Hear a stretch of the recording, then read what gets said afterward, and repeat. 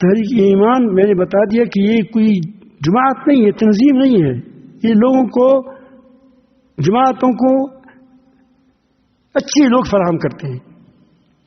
یہاں فوجی آتا ہے، انشاءاللہ وقت لگاتا ہے تو پاکستان کے بہترین فوجی بنے گا. یہاں پولیس والا آئے گا، پاکستان کا بہترین پولیس والا بنے گا. یہاں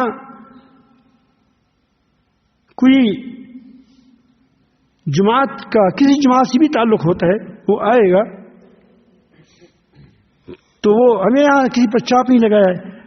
آپ کو میں نام پوچھا ہے تم سے، تمہارا نام کیا ہے، کبھی خود بتاتے ہو یا کبھی میں پوچھ دیتا ہوں تو دوسری بات ہے.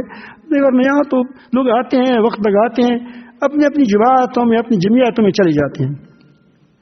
لیکن کسی جماعت کو اچھی افراد مل جائے تو اس کی جماعت ابھرے گی، چاہے وہ جو جماعت ہو.